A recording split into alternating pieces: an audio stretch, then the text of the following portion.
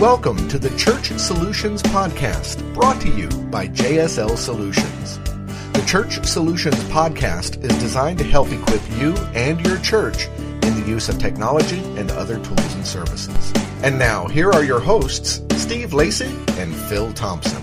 Thanks for joining us on another edition of the Church Solutions Podcast. Hi, my name is Steve Lacy. You know, people, somebody contacted me this past week about Church Solutions domain. They offered to sell it to us. I saw that. Did you see that? You see what they wanted? I did. Okay. You willing to pony up? No. No? I knew it was, anytime they send you things. Yeah, I figured that. I just asked them just out of curiosity. It's actually a lot lower than original offers, yeah. Oh, really? Oh, yeah. Okay. Well, maybe it's a deal then. When I was trying to secure myflock.com, they wanted $10,000. Wow. And this was back in 2001. Long time ago. Yeah. So, and I just waited, and it became available, and I nabbed it. And you got it for free, basically. Yeah, basically, You didn't pay $10,000. I didn't pay $10,000. So I should just wait for this to happen when Church Solutions become. So if the guy's listening, he's probably like, oh, no. All right. Or anyone else, they want to buy that domain. It is available. Since we're on the podcast, just go ahead and buy it. Used car. Yeah, resell it to us. Yeah. Make a profit. All right. That's the way you do things when you're working with the World Wide Web. All right. So we're a tech company, if you haven't guessed by now, and we talk about tech stuff for churches, primarily ministries, but we also talk about other things because we're all connected to our churches, and we like to encourage and enable churches to use technology, but also help them grow and reach people, and that's kind of what we're doing today. All right. So what are we talking about? So we're going to do something that I guess isn't really tech today, but it's called connection cards, or what I call connection cards. Yeah, it's 5 simple things to keep in mind when designing your church connection card. Right. And so I'm messing with our levels here. Sorry. So some people call these response cards. Communication cards is another term people use for this. Mm-hmm. And really what it kind of comes down to is it's some type of a card that could be in your program or your bulletin where you can use to collect information. Sounds very sterile to say that, but that's really the truth. You want to try to get information on the people that are attending your services. Yes. And so, there's the reports out there that 40% of the people in the United States go to church, but the actual percentage of church attendance on a regular basis is only around, it's less than 18% for people that go to church on a regular basis. The 40% number was, I think, or affiliated with the church. Something like that. Yes. Yeah. So yeah. I'm kind of vague on. They don't actually go every week, but they can name the church that they're a part of. Right. Yeah. But of that, only about less than 18% actually go on a regular basis. Yeah. So hence the need to consider some type of tool to be able to connect with people. And that's why we call it a connection card at my church. I don't know. You guys call it connection? We call it a connection card, too. I think I coined it that back when I was there years ago.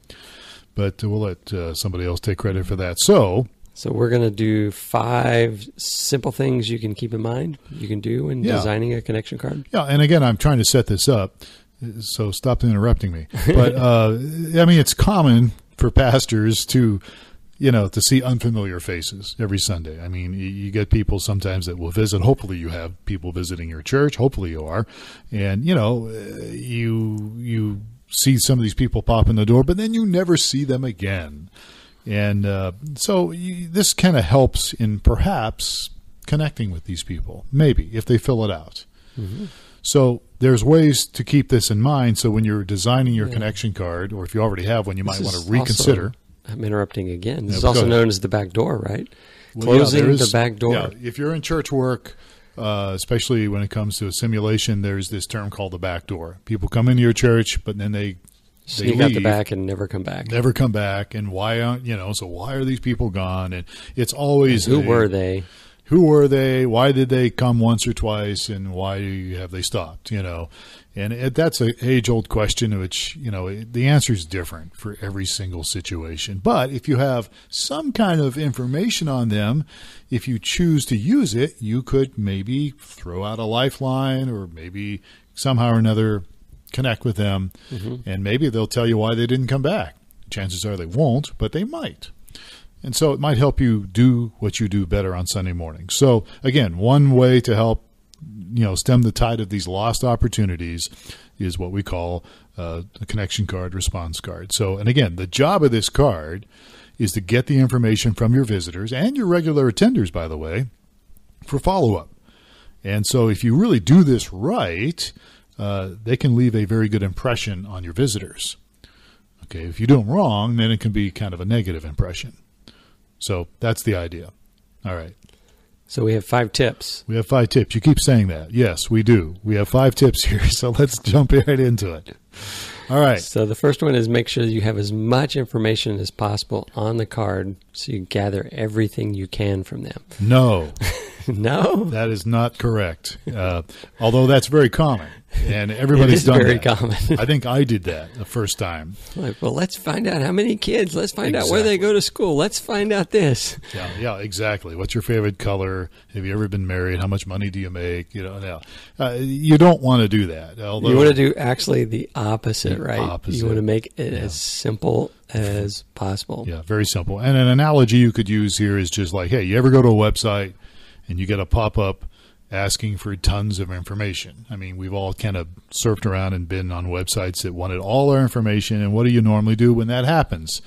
You generally close it and move on. Move on, and hopefully it doesn't pop back up, and if it does, you finally go away mad. So the idea here is reduce the number of fields on this card that can, and if you reduce those fields, studies have shown that it has drastically improved the response of people filling this card out.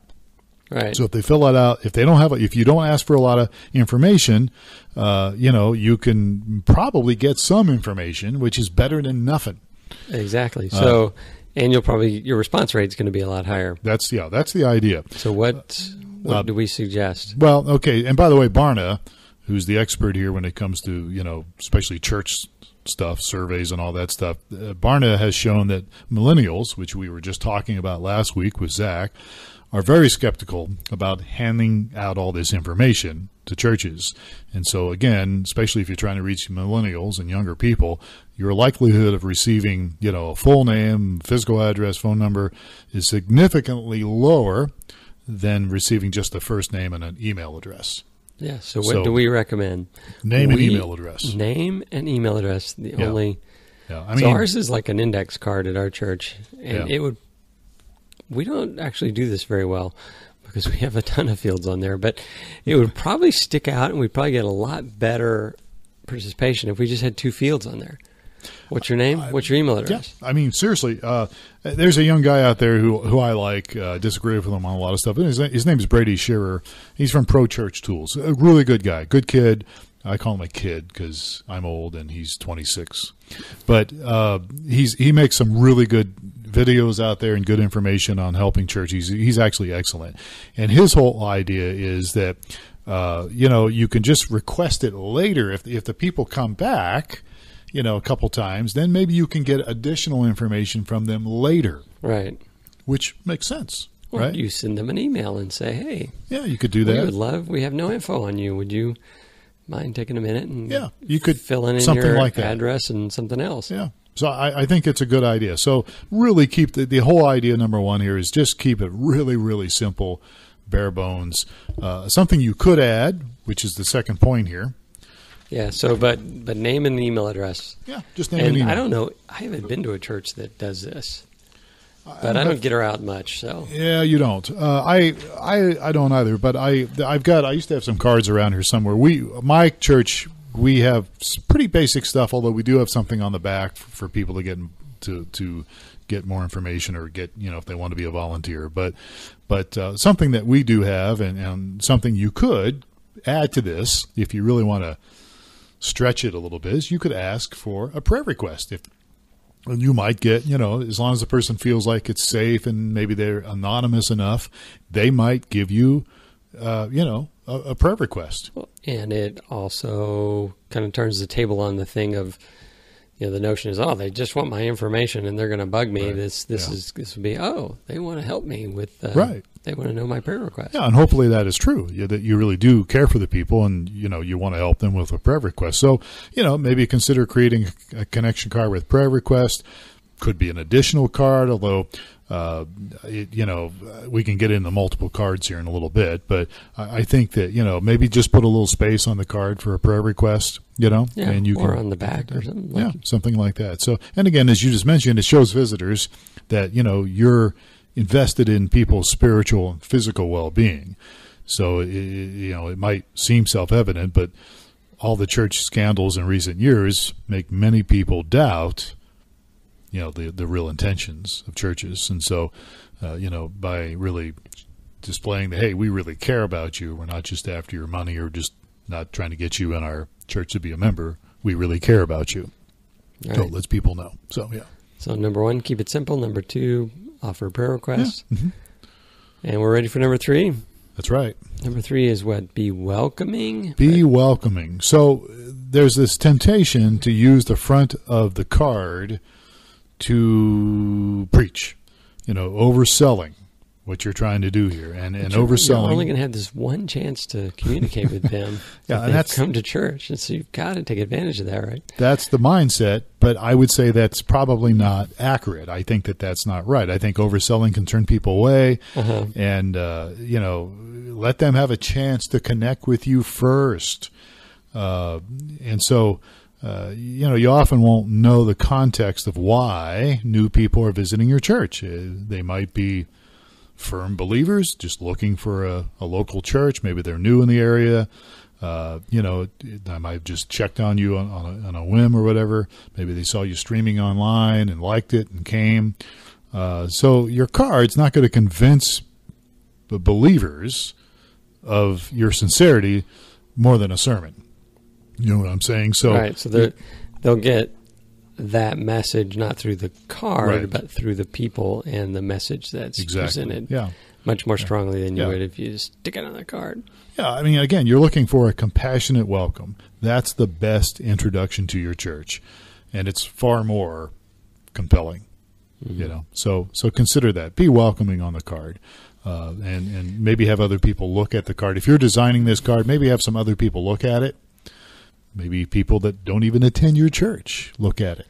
Yes, and it comes back to the phrase, is it what people don't care what you know until they know how much you care. It's an old saying that's true. Yeah. I think it's very true. You wouldn't want to absolutely pollute your card with again, if you're an engineer like you, the idea is, hey, we want to gather data, and there's nothing wrong with that, but just don't do it the first time. Right? Yes. Well, and even as an engineer, you're like, well, if I got 20 cards filled out, but when I only asked for their email and their name, I got 40 filled out, then right. That would be better, hopefully. That would be better. But I'm more of an administrator, and I would like lots of information too, but sometimes you just got to be patient. All right, so moving on. Number 4, use multiple cards. All right, use multiple cards. I'm not sure I buy into this. This is churches do this, and it could very well work. And we just mentioned earlier, you don't have to make the one connection card do all the heavy lifting. If you're going to focus on requiring less information like we're pushing here, you'll probably need something else, maybe a few different cards for different purposes. Just be careful, again, that you don't overdo it with too many different cards, or else you're going to overwhelm people. And because it'll be the same thing. Like, I've got this assignment here of 4 cards that they want me to fill out, and I'm going to toss them all in the trash as I leave, as opposed to just the one that has the name and email address. Yeah. And again, I don't know, if you do use multiple cards, how do you do that effectively? Do you stuff your program with a bunch of cards? I don't know if that's the good thing. Maybe if you got a room around your facility and you have different areas. Yeah, that may be an option. Promoting different ministries. Maybe you could have cards, if you have different tables maybe that have, certain kids ministry, they could fill out a card if they wanted to help. Or this kind of ties into the idea of, from online marketing standpoint, of micro commitments. Yeah, that's true. You require very little for the first, each step is not a big leap. Yeah. So, well, I think that's, we're living in that age today. Yeah. I mean, as we just read, Barnes says millennials aren't easy. They're not just going to give you their information. So I think that's important to consider. Multiple cards could be an option here. At least figure out different ways to get the information without overwhelming people on one card. So I don't know. All right, where are we at here? Maybe, yeah. So we are at number 5. Okay. Did you have something else to add? I don't want to. No, I was just thinking about good ways to, or potential ways to, and you were kind of hinting at it, for effectively using additional cards. You may just say, we're going to pass out the one card, but if this is your second time, third time, whatever, and you've already filled out this card, and grab this other thing as you leave. And your church, do you guys still have that deal where you encourage people to get a free gift for coming after their second or third visit? Do you guys still do that? We give you a free gift after attending the first time. Okay. So but nothing the second or third? Yeah, so they encourage, and this may fall into it as well, as for those that are willing to go to the information center outside and take your card and turn it in there, and they give you a free gift. Yeah. I know when I was on staff there, we talked a lot about second and third time and giving something, offering something for people that return their card in. I don't know. They may have just dropped that idea. I'm thinking it was my idea when I left. They dumped it.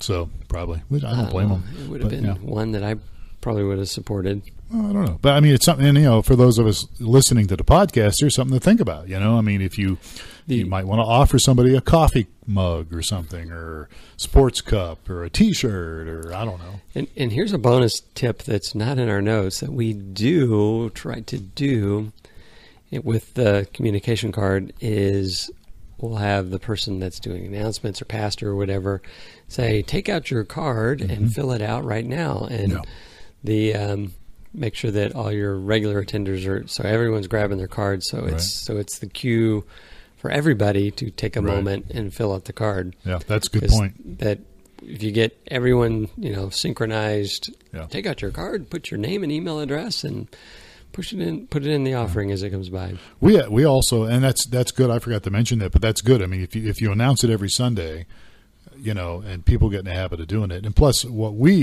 my church also has, we have an area on the card that you can put down your key takeaway. So we actually ask people for feedback at the end of the service. So, hey, what'd you get out of the message today? What'd you get out of the talk? How was your experience? Give us your key takeaway. And we found that helps too, that people are willing to give us, the key takeaway and what they thought. And, again, another way to possibly, again, where you want to be careful you're not loading up the card with a bunch of stuff, but it might be something worthwhile to consider. People might give you feedback, especially if they can be anonymous, so. Yeah. I think it's important that if everyone's pulling their cards out and grabbing the pen, that everybody else is like, oh, what am I supposed to do now? Oh, okay, I got to fill out this card. Yeah, I think that's a good point. All right, so now we're on to our 6th point then, if that was number 5. We added here. We added one. Brand your cards. Oh, and by the way, before we get on brand your cards, we're talking about connection cards. You can certainly do a connection card online, and we've talked about this in the past, but streaming video, if you're like with our company, streamingchurch.tv, shameless plug, you could actually set up a connection card where people who are watching your video could click on the platform and if they wanted to fill out a digital card. Right. I mean, again, just because you're doing streaming video doesn't mean you can't still use some of these ideas to connect with people online as well as in the building. So, exactly. So that's just for free. That was no extra charge here for that.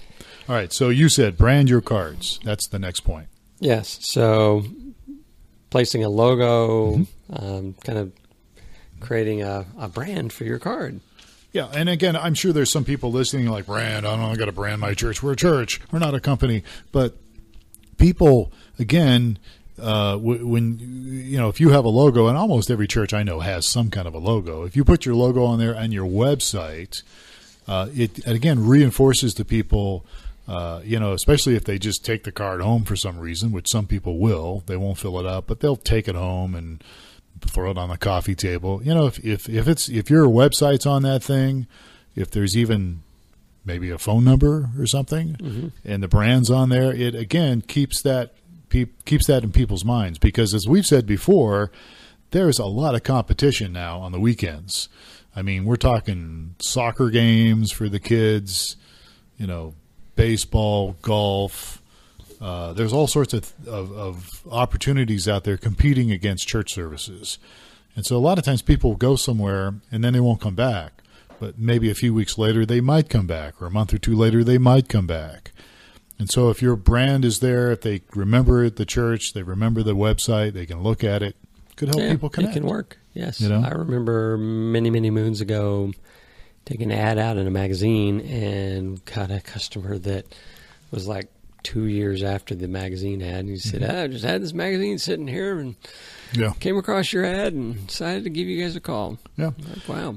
And again, with all the smartphones out there now, I mean, almost everybody has a smartphone, right? I don't know what the stats are, but many people have mobile devices. So again, if they see the brand, the website, boom, they look it up on their phone. And again, there's a connection there. There's an opportunity there to connect with people. All right. So we've got the 5.5 tips for 5 or 6 or 7, whatever it is. But that's right. Yeah. But doing connection cards. It's a great tool. It's a good tool. I mean, if you're really interested in trying to reach people, and again, look, we know. Let's be realistic. You're going to have people come, and you may never see them again, and they may never pick up the phone when you call if you happen to do that. But it's still a tool to be able to be a good steward of the people that walk in the door, right? And maybe create an opportunity for a relationship there, and gives you an opportunity to get to know you, and hopefully they'll get to know you, get to know God, and life becomes better for everybody. So there you have it. So what are we calling this again? 5 or 6 or 7 tips on how to have a better connection card? That is it. We always change the title. Good deal. Look, if you want to give us some feedback here, folks, we would be very interested in hearing from you. You can always send us an email, support@streamingchurch.tv. Love to get your thoughts on connection cards, communication cards, whatever you want to call them, response cards. Love to get your feedback, good or bad. And if you have a topic you'd like us to talk about, we're not limited by tech, as we have proven over the years time and time again. We'll talk about anything if it's church related, ministry related. And even if it's not, we'll probably talk about it, right? For sure. So we'd love to hear from you. Support@streamingchurch.tv. All right, so we are done. Thank you for your time this morning. He is Steve Lacy. I'm Phil Thompson, and we will catch you next time on another edition of the Church Solutions Podcast. Take care.